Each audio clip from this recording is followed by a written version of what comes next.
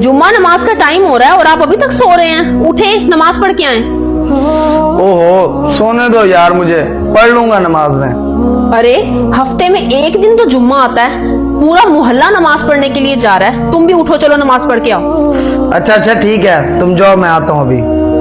ठीक है, आप नमाज पढ़ के आए, तब तक मैं खाना लगाती हूँ। चली गई। वो मस्जिद के मौलवी आए थे, वो कह रहे थे मस्जिद का काम हो रहा है, अगर थोड़ी सी मदद हो सके तो। हमारे तो हालात माशाल्लाह से बहुत बेहतर हैं, अगर हम मस्जिद का थोड़ा सा काम करवा सके तो इससे हमें सवाब भी मिलेगा और अल्लाह का घर भी बन जाएगा। और मौलवी साहब कह रहे थे वहाँ पंखों का भी कोई इंतजाम नहीं है, देख लो अगर कुछ हो सकता है तो।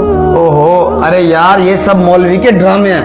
पूरा मोहल्ला तो मस्जिद में देता है, वो हर किसी से तो मांगता फिरता है। वो मस्जिद का काम थोड़ी करवाता है, वो अपनी जेब भरता है। नहीं, मुझे तो नहीं लगता वो ऐसा करते होंगे, वो तो बहुत अच्छे हैं। मर्द तू है या मैं हूँ? और ये फालतू की बातें अपने पास रखा कर। ये फालतू की बात है? तुम्हें ये फालतू की बात लग रही है? तुम्हारे लिए होगी, मेरे लिए नहीं है। वो मैंने आपको कहा था गरीब बच्चों के यहाँ पैसे भिजवाने हैं, आपने भिजवा दिए थे क्या? नहीं, मुझे टाइम ही नहीं मिला। अरे ये क्या कह रहे हो तुम? वो बेचारे भूखे बैठे होंगे, हमारे ही आसरे पे तो होते हैं वो। ओहो, उन्हें देने वाले बहुत बैठे हैं, हम थोड़ी हैं। और दूसरी बात यह, मैं अपने काम को देखूं या उनको देखूं, मेरे पास इतना फालतू टाइम नहीं है। मस्जिद के पंखों का काम तो मौलवी साहब ने करवा लिया, अब सिर्फ पानी का काम रह गया, वो आप करवा लो, क्या हो जाएगा। इतना कुछ तो है आपके पास, अगर थोड़ा सा खर्च भी कर लोगे तो। देखो, मेरी बात समझने की कोशिश करो, और देने वाले बहुत हैं, मैं ही क्यों दूं?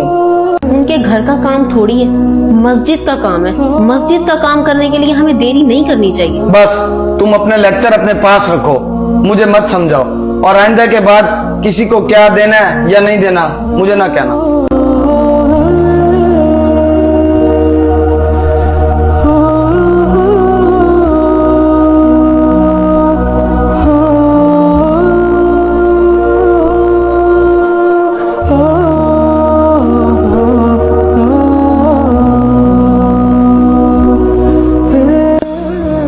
2 दिन से आप बहुत चुप चुप हैं, कहीं कोई परेशानी तो नहीं है? सब ठीक है ना?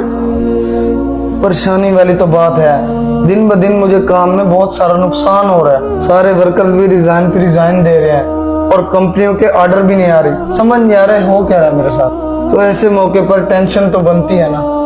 मैं बताती हूँ, पहले जब आपके पास पैसा नहीं था, आप नमाज भी पढ़ते थे और गरीबों की इमदाद भी करते थे।